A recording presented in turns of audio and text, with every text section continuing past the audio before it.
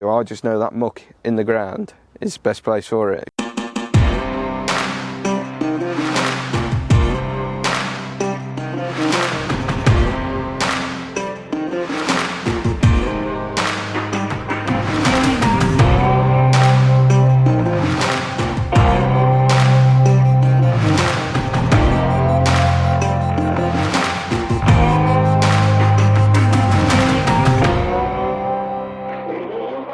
Ladies and gentlemen, hello and welcome along to another customer review from us. This time it is all about this machine, a Mastek 7.5m Professional Universal Dribble Bar. One of 200 units sold in the UK in 2022. So, to share their experience of how they've been getting on with it, I am joined by mix farmer Edward Goadby, who is based just outside of Nuneaton. So Edward, before we dive into this universal dribble bar and sort of what you think of it, just sort of set the scene for us and tell us a little bit about your farming business. We've got a large dairy herd and follow-on beef from that, and a relatively large arable side as well, Right. which I generally look after with my old man. We're about 1,350 acre. All in all, that's with rented ground and grassland, bit of everything. Yeah, it's the arable side and the beef cattle are my sort of forte. So onto this Professional Universal Dribble Bar from Mastek. That's a very bloody fancy name. It is, it's a big name. How long have you had this dribble bar? So we bought this dribble bar going back year and a half maybe. Yeah, it was the first one we ever bought, and we just sort of rang our local dealer, said, "Oh, we need a dribble bar. What have you got?" And that's where Mastek come from. Right, and who's your local dealer? So it was Merleys from Warwickshire. They're based in Warwick, but it's now they've been bought out by TH White's, which fantastic company. Couldn't say a bad thing about them. You know, it's the same guys, but you know, from Merleys working for them. You know, and they just you know, we've dealt with them for years. Yeah. And they just come to us. They don't. You see, my old man does the buying. He's the one with the checkbook, unfortunately. So they know my old man's quite particular on what he likes. He doesn't like poor quality. We shift a lot of slurry. Everything goes through this tanker. Yeah. And now through this dribble bar. Right, and you don't get any contractors in to help apply slurry at all? We used to, but we've looked at alternatives. But if we've got the time, we will do it all ourselves. It's another expense you don't need. And now that you've been running a dribble bar, have you noticed any benefits compared to the splash plate? I mean, there was no speed difference from spreading with splash plate to this, which surprised us. Yeah. Yeah, and just so much cleaner. Right. And effective. In comparison, the splash plate to the dribble bar, well, you see, when we had the splash plate, the rubber you got on the end of it, we cut it down in half just to speed up how much slurry we can push out the back of the tanker. We were really concerned that when we went to a dribble bar, we'd be a lot slower.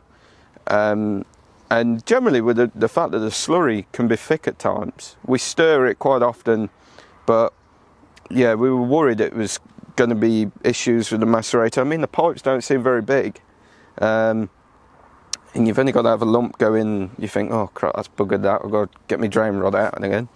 But touch wood, that part of it, the speed, I wouldn't say it's any quicker at all, but I wouldn't say it's slowed us down at all.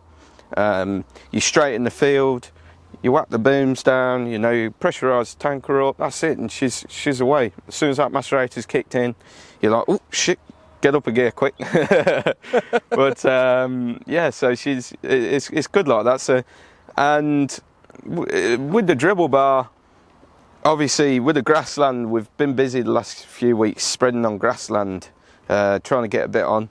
Generally, we don't really do that, a bit frightened of it. You know, you don't want the slurry in the grass. Especially with the weather nowadays, you never know what it's going to do. It might stay bloody sunshine for the next 3 months, and then we'll be like scratching our heads.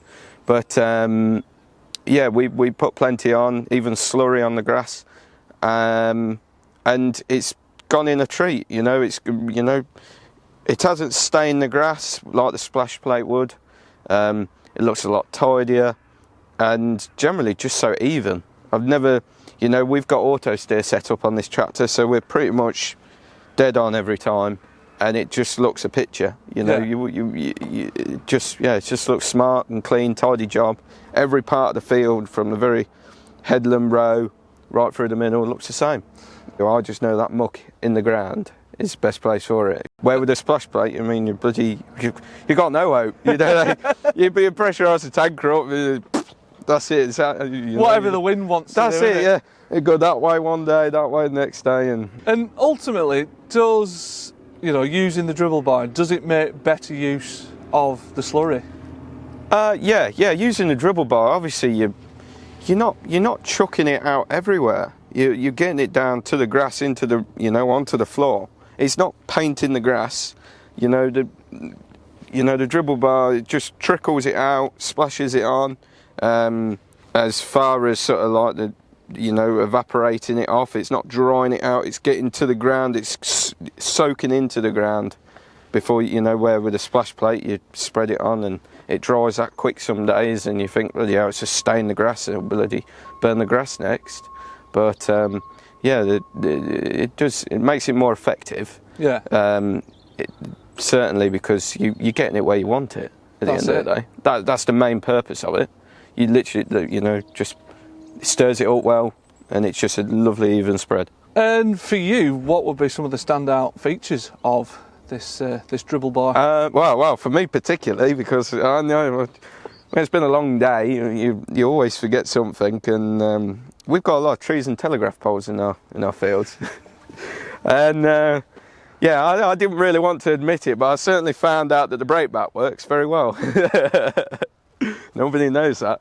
But yeah, we're going around, just about to pull out the field. I'm checking in my mirrors, and I was like, oh, bloody, the booms are folded around. I was like, bloody hell, we'd only had it a couple of months. I was like, oh crap, I've broke it already. But no, it works fine. That to me is a great feature. It's yeah, especially with my Uncle Charles. He's like a Crash Bandicoot, he is. So that feature's paid for itself already. Oh yeah, I could certainly see that saving us a few quid. So looking at it, it looks like it's got Mastek's own built supercut macerator. How you get on with that? I mean, in terms of maintenance, access, its actual chop quality? We haven't had to take it apart yet. We haven't had to take that back up. Touch wood. Bloody hell, it could happen today, I suppose. But everything, you know, it seems so simple to use. I mean, all I do is carry a 10mm spanner with me, and if I've got one, which you do, when we're sucking up at the very bottom of the pit, I picked up a stone. It's only happened to me once. I picked up a stone like that, and it just got itself wedged in there. Didn't stop the macerator. It was just perfect size just to slot in, and all I did, whacked a 10mm spanner around there, knocked it back out. That was easy. Put the pipe back on. Literally 5-minute job. As for, you know, maintenance, I mean, it's got one grease nipple here. It's easy to get to, and it's just simple. You know, there's not much to it to get in there. You know, 2 bolts here, you're in. You can check everything up, make sure everything's all right. But I mean, whatever we've put through it, I've not heard it stop. And when it comes to emptying, this was one of my main concerns. I was a bit like, how do you know it's empty, or how do you know? It's very quick. Once it, with a splash plate, used to blob out. Yeah, it empties out really even. Just literally blows that last bit of gas out, that little bit of air you get out the bottom of the tanker from the pump, and yeah, shuts off quick. That's it. Fold it straight back up. I think it's actually faster to empty out than it is for the splash plate. And then in terms of the tanker itself, what make is this tanker and capacity? This is a high spec tanker. We've had it for a number of years now. It's 3,000 gallon. Yeah, she's a rig. She's done a lot of work, this thing has. We bought this tanker purely because we've got so many fields far away. We grow that much maize now. We want to utilise this slurry, and it's yeah, we want to be able to take it down the road. So we bought this. We bought this has got a quick fill pipe on the side now, lazy arm, whatever you want to call it. And yeah, it's been a fantastic tanker. And this dribble bar then, I mean, it looks fairly simple to fit. Just talk us through how it is actually fitted to the tanker. Oh well, when we bought the dribble bar, they brought it out on a pallet on the back of the trailer. They says, "Oh, can we borrow your forklift for about an hour?" I'm like, "Yeah, no worries."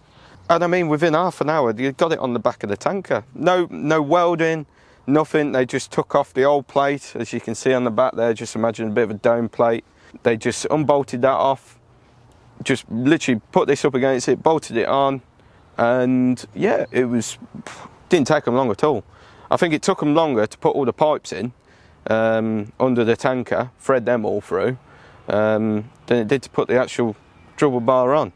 And but no, it was great. Just fitted straight on. Nothing's had to change. We haven't had to cut anything. I mean, we've got the fittings on the back to whack the pipes on. Obviously, still got the fitting for the splash plate if we ever need it. I hope not. But yeah, it's just a simple machine. Overall build quality of this dribble bar, what's it like? How would you rate it? Well, build quality, I mean, it ain't fallen apart yet. I can't spot no weaknesses. I mean, I've looked around it many a times, you know. First 12 months you can usually tell what a machine's going to be like in the future. And I mean, okay, it looks a bit shit up now, it could definitely do a wash, but I've not spotted anything that's a major issue to me. I mean, we've had a good go at trying to get it to fall off, but no, it ain't happened yet. I watched it come in the yard the other day with Speedy Gonzalez, aka Charles, and I mean, the tankers be hopping as it's going across all the rough concrete, and this thing was solid on the back. The only criticism I'd give it is the fact that they put the lights so low down and they get mucky. It'd be nice if they were up it higher or somewhere just out the way. You know, you just have to make sure you keep them clean. So I'm told it weighs about 450 kilos, this dribble bar unit. Can you feel that at all on the tanker? Does it alter its balance or? No, you know, you wouldn't even notice it's here. You do, like I've said, I've pulled out the field before and completely forgot to fold up the booms. There's no weight difference, not when you've got it on the very back of the tanker like this. It rides well. The tanker has made no difference to that at all. Generally the weight was not really an issue for us. It just, in all honesty, it probably helps it just a little bit. You're racing up and down the fields, it stops the tanker bouncing so much when it's empty, but probably, yeah, you wouldn't even really notice much. And in terms of sort of like the operation and making it work, what sort of hydraulic services do you need for it? So we've got 3 spools, obviously one for the macerator, but that also has got a little electric box, just a little flicky switch, and it switches from macerator to lifting the booms. Then 2 for one spool is located for the opening and closing. Once you've marked the pipes, you make sure you mark your hydraulic pipes, because you spend more time jumping in and out of the tractor to work out which way it's going and which way is open, which way is closed.